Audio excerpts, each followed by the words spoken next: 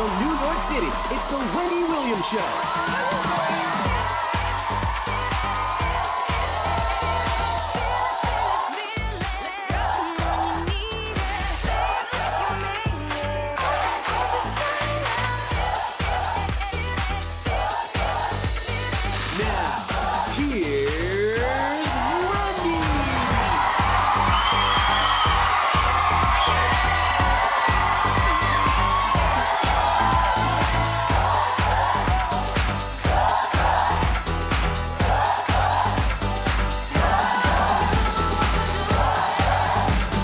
Hi!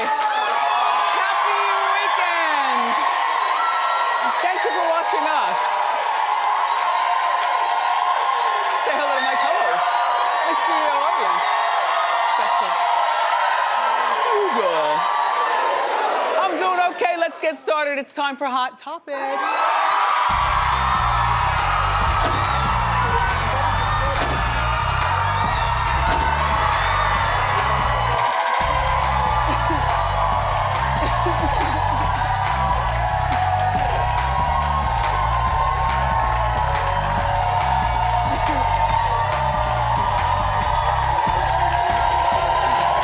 Thank you. Have a seat. Thank you. Thank you. Hi, Cupcake. Hi, Cupcake. I actually like it turned up like this, you know what I mean? It's the weekend. Let's have some fun. Kids are on spring break. My boy is here somewhere running around. Yeah. The hunters are here. I'm so happy weekend. Taylor Swift. Now, I like Taylor Swift, but she's got this stalker. You heard about this? The stalker just got out of jail. And 6 hours after getting out of jail, at about 2 o'clock in the morning here in New York City, downtown, he broke into her townhouse. For the second time. Oh, yes. It was earlier this morning. Yeah. A 22-year-old man. Now, can we show the picture of him? Oh, yeah. Well, like normally you think of a Swiftie as being like a 16-year-old girl and they're not interested in stalking her or anything like that. They're interested in copying her style and maybe some of the things she says about hair and, you know, she's got bullyish ways, Taylor, in a nice girl kind of mean girl way. But I don't think of Taylor Swift as being stalked by a 22-year-old boy. Well, clearly he has issues because this is his second time stalking her. Oh, yes. Same apartment years ago. He broke in and the cops in New York, right here, found him asleep in her bed. Found him asleep in her bed. No, she wasn't there. No one was hurt. The cops found him asleep in her bed. This is a second floor balcony that he used. Now, first of all, 2 o'clock in the morning, anybody looks crazy walking down the street with a ladder.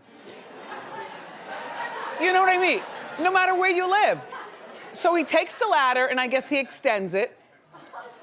He didn't have to extend too far. The picture of the building shows you that this is a townhouse, okay? So you enter through the front right down here, so there's no doorman or anything. Second floor is right here, right here, right here, right there. So the window apparently was opened and there were no bars on the window. See, bars are a must here in New York. I mean, or any big city, or any suburb too. Bars for everyone.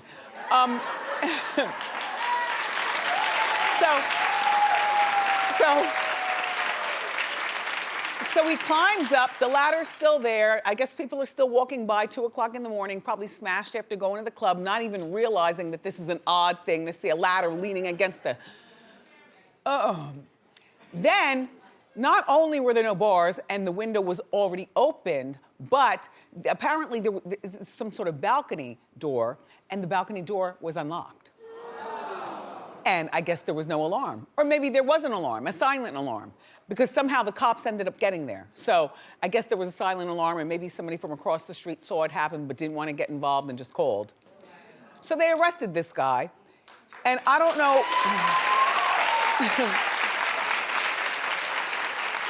Back in jail for only being out for 6 hours. All right, so Taylor invested $44 million into this home. $44 million. You would think she would invest $34 million and take the other $10 million and have her own round-the-clock security. And, you know, as lifestyles of the rich and famous goes, generally speaking, a lot of the rich people that you know, they invest in real estate, so they really don't live wherever they live. They might have one place that they call their favorite, but you know, she might plop here when she comes to New York if she doesn't feel like staying in a hotel, you know, which I love hotel staying. There's one door in, one door out, cameras on every floor, doorman downstairs, there's the concierge, you know, you're protected. And then the media had the nerve I can't even say the address, but it started with a 5. I think it was 13. I don't remember the street address. But the media posted her whole address. And the media has been doing this a lot recently. Like, they will post a full celebrity's address. Not that you can't go on GoogleEarth.com or MapQuest or anything like that and get it yourself. But it's right there. It's terrible. You know, last year, there was a separate man who scaled the fence, we covered this on Hot Topics, at her Beverly Hills home. And they only scaled the fence, they didn't get into the house. But escalation is scary enough. And if someone broke into like the average person's home, they couldn't just sell it and move right away, because that's all your stuff and sometimes you don't have a choice. But in the case of Taylor Swift, you have a choice. I would sell both of those homes and move quickly someplace else. And you might say that the media has accountability because media is posting addresses and things like that, but no, not really, because the addresses are also on the internet. So the media is just parroting what is already on the internet. If anything, people have the responsibilities. If you're gonna be a celebrity, you know, and Taylor seems like a smart girl. She doesn't seem like one of these dumb girls who's strictly led by accountants and agents and her mother and stuff. She's got her own mind. You would think that she would at least be a little bit smarter. You know, like you're the last one out of your house. I don't care if I am Taylor Swift. I'm going back inside and I'm jiggling every lock. I'm gonna make sure the alarm is on. I'm gonna make sure, like that townhouse, she had it customized. First of all, she blew out 3 different apartments, so it was a giant place. Yeah, that giant. And one of the areas in the house was specifically for a security person to be there with her all the time, not a lover. A security man to be there all the time. So I don't know whether he was there, whether he was sleeping, whether he was with her on the road. I don't know what, but something has got to be done. And Taylor, you've got the money to do it. Sorry to report the story, but I'm sure you'll get over it.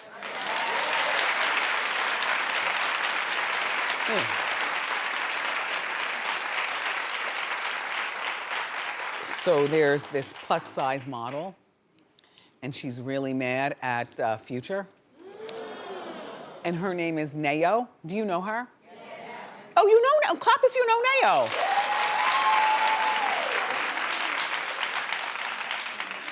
Nayo. Well, that's Nayo. And Nayo is a model, and she was in Miami, and she wanted to go to the club. Well, this is what models do. So, in between posing for pictures. And I guess you can get a 2-for-1, you pose for pictures at the club, that way your day is done. Anyway, so there's this Miami club promoter that she says she's friends with, and he invited her to the club where he was doing the promotion, where Future was performing that particular night in Miami, right? And the club is one of these clubs that fits 1,000, 2,000 people. You know what I mean? So the joint is jumping, and allegedly Nayo called the promoter, or the promoter called her? While she was on her way. Right. Nayo was in the car on her way. And the promoter called her and said, "Don't bother coming. Future asked for no fatties."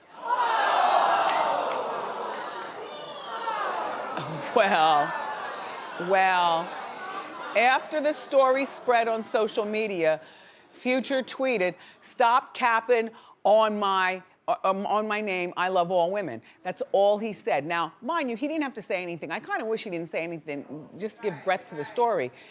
Nayo, the model, contacted Future privately on his DM and asked him to clear up the situation. She said, you're accusing the wrong person for lying. That's what Future said to her. Because she was like, clear up the situation, clear this up. And he's like, you're accusing the wrong person for lying. So he didn't say she was fat, he didn't say she was ugly, he didn't say anything about discriminating. But now she's taking it in her hands to possibly file a discrimination suit. It's a waste of money. It's a waste of time. I mean, people know Nao, but Nao doesn't have money like a Naomi Campbell. My assumption is lawyers are very expensive. They're expensive in your wallet and they're expensive on your time going back and forth to court. It's a waste of time, Nao. This is what I think happened. I'm a girl, I've been around. I know a lot of club promoters. I've been involved with that business for a very long time. When a promoter hires an act, this would be Future that night, but any act, when they hire an act to appear at their club, sometimes promoters get overzealous and feel as though they own that act for the night. Listen to what I'm saying. Like, we're giving you $100,000 to come to our club, so you'll perform 3 songs. And by the way, my mother and my aunt want to take special pictures with you over here. And, here's where the VIP is going to be set up, Future. And you can have the best lighting in the VIP, but look, I got a list of people that I want to be on the VIP too. Because see, long after Future or whatever celebrity leaves town, that club promoter still has to gain his name as being the biggest promoter in town. So these promoters do all kinds of things. And, you're in Miami where the girls they're all beautiful. This girl is a beautiful girl, but people can be very superficial. And being a little thicker at a Future party might not have been the thing that this club promoter thought the Future wanted.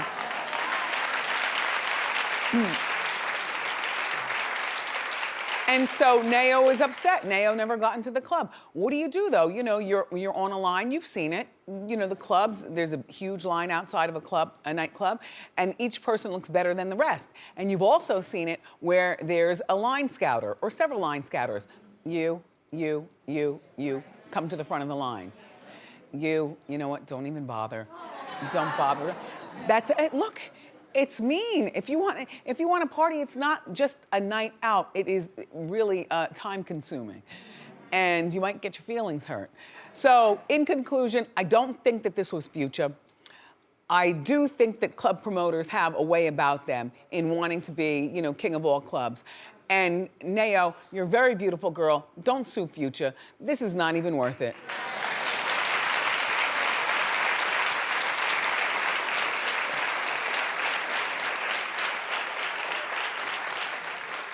Well, when I say Lil Kim, everybody always goes crazy. We like her. We like her. So, the original Queen Bee. All right, it looks like Lil Kim and Chilli from TLC and Mya, that artist from back in the day. Remember Mya? Well, it looks like they're teaming up to do a reality show. This would be a good idea. Somebody in my Hot Topics meeting said, they are really running out of ideas. This is a real stretch. I said, well, no, not really. I would watch this over Pimple Popper. And I like Pimple Popper. But I would watch this because these are women from my era, and I'm wondering what did happen to them. They've all maintained their looks and their figures. They're all very, what? Yeah, well, don't talk about Kim, okay? Fall back. She's gonna be here next week. We're gonna be able to talk to her. It's something. Is it next week or a few weeks, Norman? In a couple weeks. In a couple weeks she'll be here? Kim will be here in a couple weeks. I haven't seen her in a very, very long time. You can state the obvious, but this is not about that. This is about that the 3 of them were filming in Barbados recently, and a source close to VH1 actually said that VH1 might be the network picking it up, and the show might be called Girls Crew. I think that this is great, and this is what I want the premise to be. I don't want the premise to be where they're looking for the next them. I don't want the 3 of them to get together and put together a supergroup. You know what I want it to be? I want it to be 3 middle-aged women who at one point had huge careers and somehow other music took over, and life had its way with them. And I just want to know their stories. Like, what are they doing?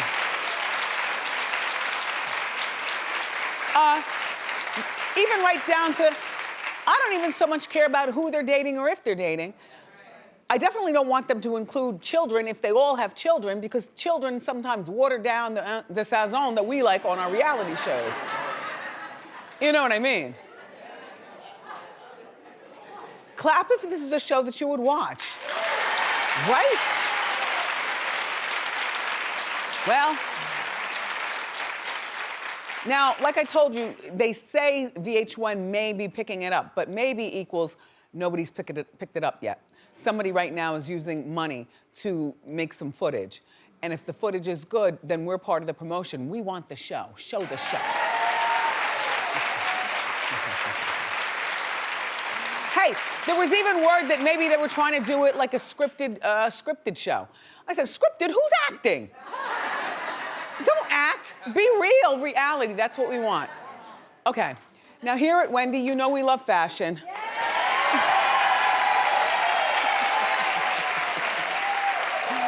At all costs. By the way, $14.99 Old Navy, right? Celebrating Women's Month. It's Women's Month. Cupcake. Anyway, here at Wendy, we love fashion. And have you seen this new jean? Okay, it's a new trend, asymmetrical jeans. Here's the picture. One leg is, okay, clap if you love them. Oh, Brendan, the girl with the blonde in the front, and me. Well, look, I loved them right away. Brendan, you're not wearing them or Suzanne will throw you out. And girl in the front, you're still on the fence. So I'm the only one who is a definite. The thing is that even when you feel 25, at 54, I know that there's some things that we just can't pull off no matter what. Like, I wouldn't wear these, but I applaud the 25 and under girls that would wear them. And so here at Wendy, our employees are not only smart, but they're also stylish. And so we have one of my employees right here. Adriana, come on over. Turn, model. See, model them. I think they're cute. Now, these are retailing for $325 at the Top Shop. But P.S. here at Wendy, you know I'm a girl on a budget. And I surround myself by talented people. So my Michael Lee, who's in charge of my set design, he went home and got on the sewing machine and ripped up some jeans and made them. I love them right away. Yeah. Don't you? I love them. Have you worn them in the street yet? No, not yet. We're saving them for a brunch. What? You're not gonna wear them home today? I might. Does it feel weird walking like? No, they're really comfortable, really stretchy. I like them. All right. So again, now that you see them and maybe I convinced you, clap if you like these. No. Thank you, Adriana. Now back to work. Cute. Hey, we've got more great show for you, everybody. Up next, the very funny DL Hughley is here, so grab a snack and come on back.